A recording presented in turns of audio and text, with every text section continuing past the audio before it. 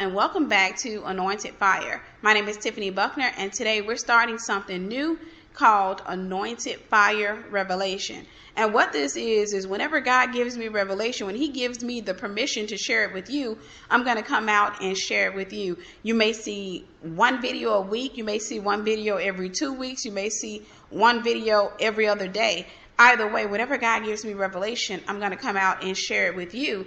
And I wanted to start this because God gives me so many different revelations with just things that I see every day. You know, it can be just a bird flying and the way he flies, or, you know, when I go to the mailbox, I may open up the mail and get a revelation. It's something that's always being revealed. God is always speaking. I've noticed through just about everything if we take the time to pay attention. And I can honestly say that's one of the reasons I love living in the South, is because a lot of times in the North, they're so fast paced and everybody is in such a hurry.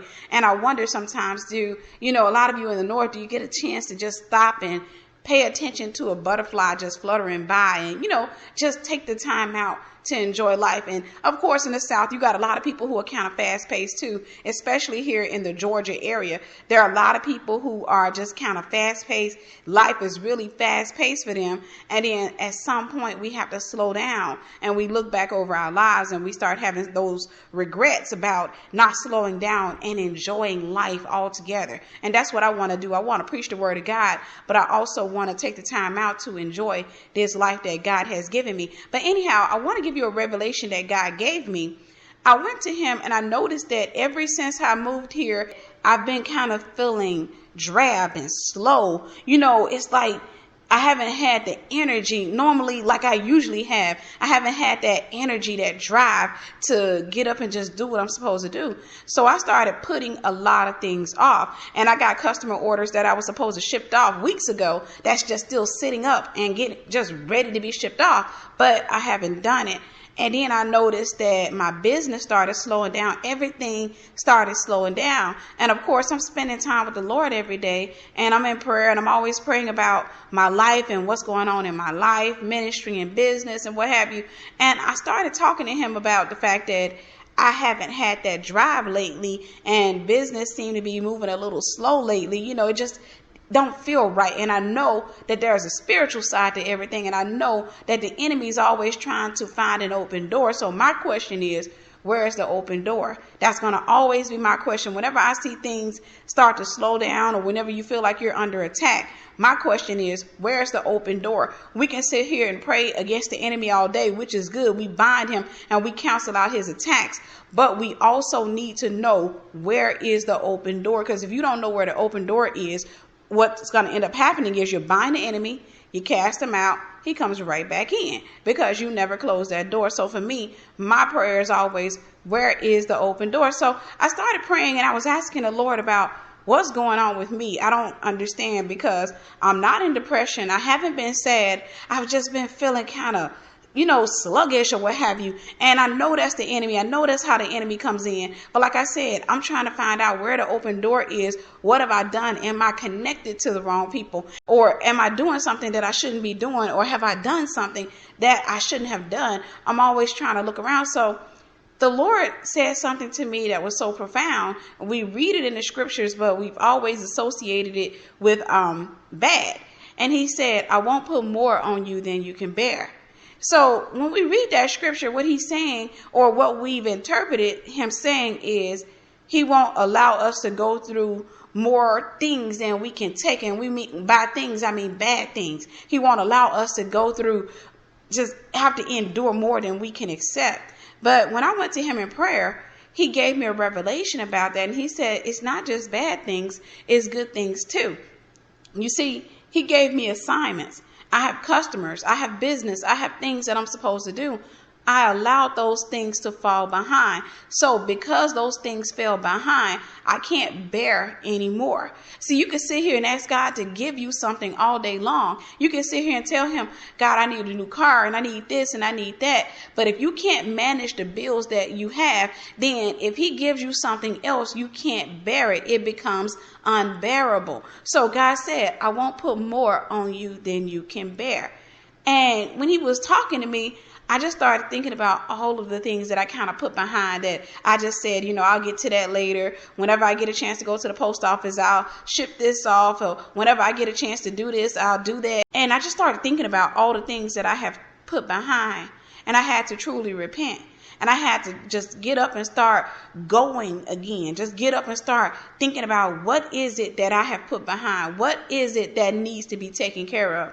And when I look, I have a long list of things that I've allowed to pile up to the point where they became unbearable. And I know a lot of you, especially as women, we have a tendency, if we put things behind, we'll try not to think about those things. We'll have a tendency to, just try to get around them and continue on with our day. And we'll say, well, I'll get around to that when I can. But if somebody comes to us and says, hey, did you ever send this off? And did you do this? We have a tendency to catch an attitude because it's kind of overwhelming to us and we don't want to really think about it. Why? Because it's almost unbearable. So God said, I won't put more on you than you can bear. How many of us know that not everybody can bear to be rich? We know that not everybody can be a millionaire. So for example, if you go before the Lord and you say, Lord, I want $5.5 million. And God sees that you're not a good steward with what you're earning now. And let's just say your income is $35,000 a year. If you're not a good steward with that $35,000 a year, then you cannot bear to be a millionaire. $5.5 million would be too much for your understanding. You see, the reason that you're making $35,000 a year is because that's what you understand. That's what you can bear. One of the things he showed me, and I got a chance to see this with my own family. My family, especially a lot of my immediate family, have a poverty mentality. They suffer from poverty. And God started revealing, I started paying attention to a lot of people in my family. Like every time they got anything more than what they're accustomed to having, they had to spend it. They could not stand to have that money in their hands. So some years ago in my book, Wiser Still, I talked about that, how people can have something. For example, if you're accustomed to having, let's say your paycheck is probably $1,200 every 2 weeks, and you're used to paying your bills and doing this and doing that, and after you've paid everything, you have a tendency to have about $250 to $300 left for spending money. Well, that's what you're used to. So you have a tendency to spend that $250 to $300 on clothes, getting your hair done, putting gas in your car, you go out to eat, you're, kind of just putting that money into a lot of different things. You're not paying attention to where that money is going. You just have habits. Let's just say you get a check for example, insurance. Insurance sends you a check for $5,000. You're not accustomed to having that $5,000. So what ends up happening is you lose your peace. Now that's poverty. That's how that spirit of poverty works. You lose your peace with that $5,000 in your hand. And I saw this, like I said, with my own family. You lose your peace and you won't sit down and rest until you spend back down to what you're accustomed to having. So while you know that money is coming, you're going to sit there and think about everything that you plan to do or want to do with that money. Before that money even hits your hand, you've already spent the majority of it. Before it even hits your hand, you haven't thought about your bill collectors. That's how poverty works. The spirit of poverty does not want you to pay off debt, because debt is what allows the enemy to come into your finances. And I'm going to give a teaching on that one of these days. And God's going to blow your mind. But it's the debt that allows the spirit of poverty to come into your finances and take from you, because the Bible says, owe no man nothing but to love them. So whenever you start owing somebody, you become a slave to that person. So here, what happens is you're sitting back and you get this $5,000 in your hand, and instead of you taking that money and putting it up like a wise steward, you put it up and you go ahead and pay off your bills and just put that money up for a rainy day, or, investing in whatever it is God told you to do, write a book or what have you. Instead of you doing those things, you go out here and you start thinking about everything that you want to do. You say, man, they got these new eyelashes out, and I know they charge like $150 to put them on, but I've always wanted them. I saw a girl who had those eyelashes on, and it was so cute on her. I want to go get that done. Then you start thinking of a beautician you never went to about your hair. You say, you know what? She charges about $250 to do hair, but man, she does a real good job. She does these real nice styles, and they last a long time. Then when you go to the store, no longer do you have reservations when it comes to amount. Now you're looking at the price tag. The shirt says $79. You're like, this is cute. I'm getting it because you got $5,000. So you're just spending. You're throwing money away. You don't have peace as long as you have that surplus in your hand. That's how poverty does you. So you'll continue to spend until you have nothing left, until you get back down to what you're accustomed to having. When you get back down to what you're accustomed to having, then what poverty does is makes you go back home and you sit down and you get a pen and a paper and you're trying to figure out where all that money went. And now you want to start returning stuff and trying to get your money back. Like I said, I've seen this in action time and time again when I was growing up. You go back and you trying to find out where you spent all that money at, and now you're trying to get some of that money back because you like that high feeling. It's just such an exciting feeling of having money in your pocket and not having to worry about who you owe or not having to worry about what you're going to eat. Just knowing that today you can get out and go get you a shrimp or some lobster when ordinarily you in McDonald's drive-thru. That's how poverty works. God said, I won't put more on you than you can bear. He's not just talking about bad things. He's talking about good things. Some people can't bear good. Like I said, not everybody can bear to be a millionaire. If I go up to a man who doesn't have the wisdom to be a millionaire and put $1 million in his hand, he immediately goes into danger. And of course, I wish I had $1 million to go put in his hand, but he would immediately go into danger. He would immediately be in danger. Why is that? Because he doesn't have the wisdom to have that $1 million. So what he'll do is keep going around the same people and doing the same things. He would even let people know that he's got $1 million. Now, you got a lot of people who has never seen $1 million and never even thought they could be able to be near somebody who was a millionaire. And now they see this opportunity. Because I want you to understand something about people. Do you know some people can tolerate being around you simply because you have nothing? But you mess around and get some money, God has to elevate you out of their presence, because if he was to enrich you around those people, you would be in danger. Them same people who would fight for you, who came to your house and would do all these things for you, who's loved on you, gave you rides, will take your life easily because they've never been that close to $1 million in their life. It changes everything. They love that money more than they love you. It changes everything. Let's just say that your name is Keisha and God was to enrich you with $1 million. And you walking around here and you hanging around, and we're going to say your friend's name is, let's say, Kimberly. Your friend's name is Kimberly. You're Keisha. Your friend's name is Kimberly. And Kimberly has never seen $1 million. Kimberly has always wanted to have some money. She's always dreamed of having that financial freedom, which is what most people want, is that financial freedom to not have to worry about things. And now you're sitting back around Kimberly and you get $1 million and you don't have the wisdom to have that $1 million. Now you're no longer Keisha to Kimberly. Now you're the friend that has money. You're the person who can buy all of her problems away.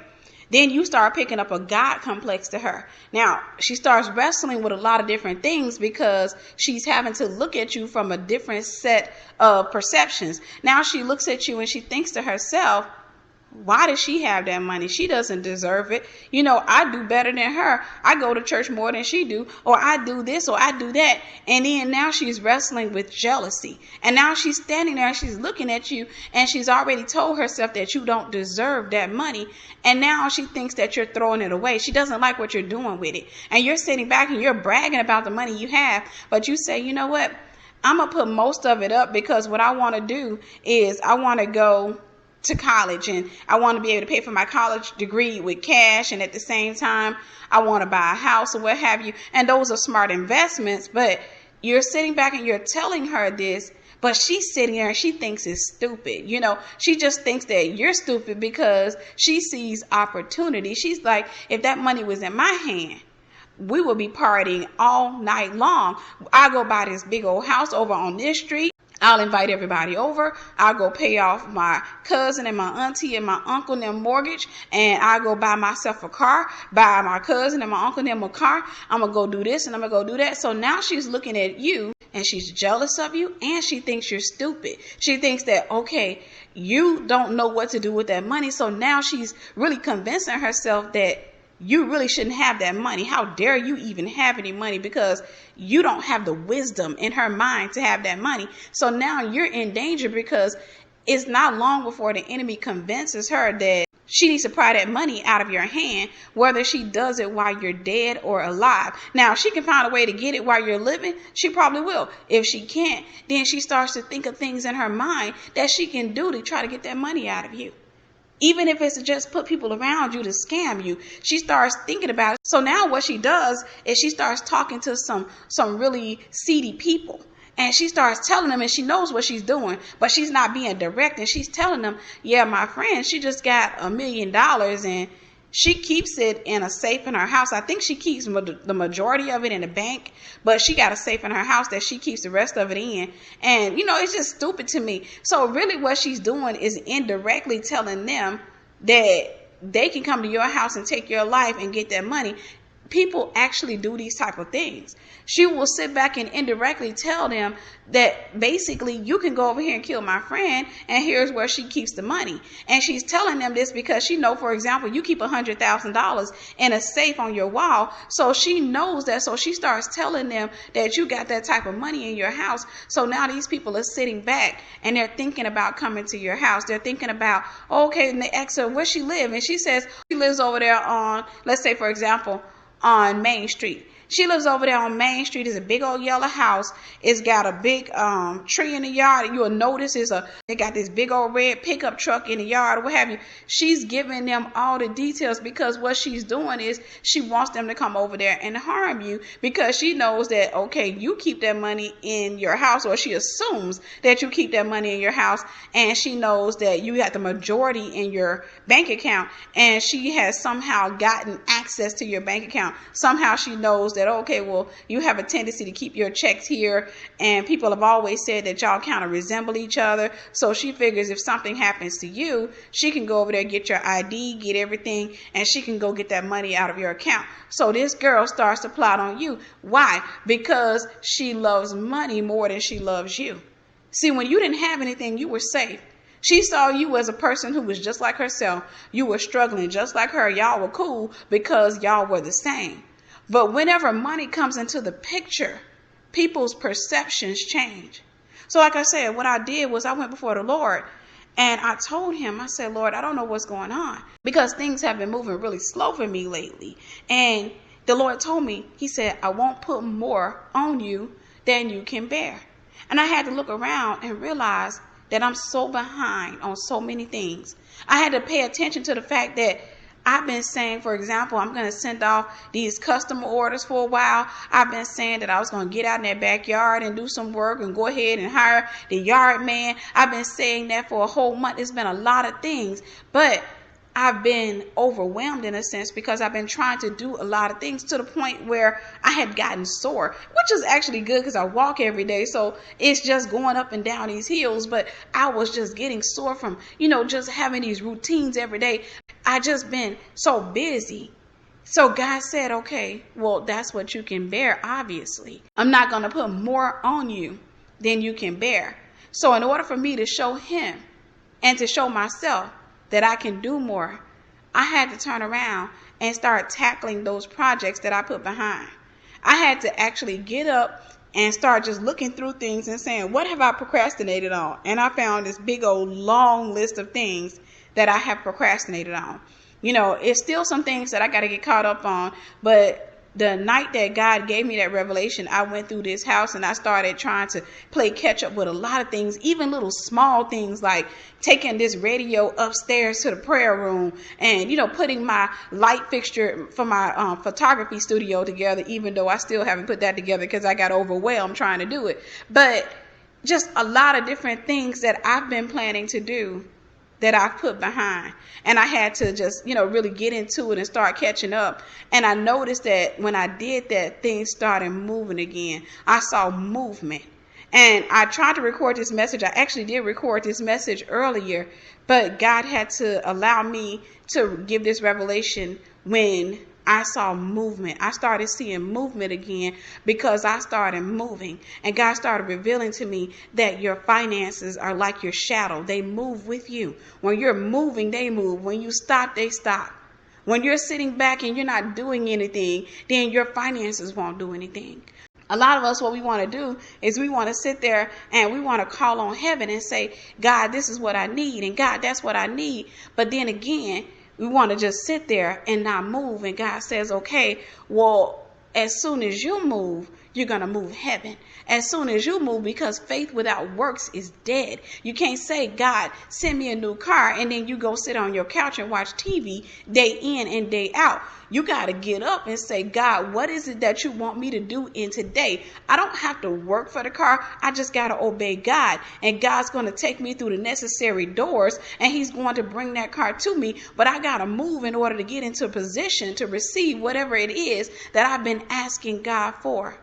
A lot of you're dealing with and attacking your finances because you keep procrastinating. You got a lot of things that God has told you to do you haven't done yet. You got places in your house that you haven't organized. Some of you got stuff in your house that God been telling you to get rid of. You haven't gotten rid of it yet. You keep telling yourself, I'm going to do it, but not now. You're sitting back and you're holding yourself back. You're telling your finances, you're telling your breakthrough, you're telling everything to wait. If you want God to move, you need to start moving. And I want you to think about water, how water works. You can sit back here, and I hear a lot of people say that they're constipated, for example, and they're always talking about how they're always constipated, but they don't drink much water. So now they're sitting back and they're taking all these medications trying to, make their bowels move. But the reality is their body has already produced a bowel with what little water that it had, but there's nothing coming in to make that bowel move. And I don't really want to talk about that. And I know that's kind of a disgusting example, but it's to help you to understand how finances move. If you're not drinking the water, then your bowels aren't going to move. So the thing is, you're sitting back, you're not drinking water, and you're taking all these pills, and these pills are trying to draw water from other parts of your body to put into your colon to force your bowels to move. And that's how it's working. That's what we're doing now. Whenever you're asking God to do something for you, yet and still you refuse to do what God told you to do, the only thing that you're doing is you're taking in what you need to take in, but you're not making it move. You need to take in the word of God, then you need to get up and move so that the blessings can move in your life. I want you to think of your finances like your shadow. Your finances are moving with you. You lift your arms, your finances lift. You lower your arms, your finances lower themselves. Every time you move, they move. Whatever it is that God told you to do, that's what you need to do. That's how you get your blessing. That's how you get your breakthrough. If God told you to get up and go write a book, go write that book. And, I've been planning to give this rebuke, this correction to the body for a while. And this isn't the correction yet, but I have to release this one thing. One thing God has shown me as a businesswoman. One thing God has shown me as a minister is that a lot of people in the body of Christ, they don't trust him. And the way I say that is because I'm going to tell you, for example, when it comes to books, I'm a publisher. I publish books. I can't tell you how many people reach out to me day in and day out who have books in their bellies, but they have yet to push them out. Or they've written books, but they don't want to spend the money that it takes to publish those books. And oftentimes what they'll say to me is, well, I need to get my finances together and then I'll go ahead and publish my book.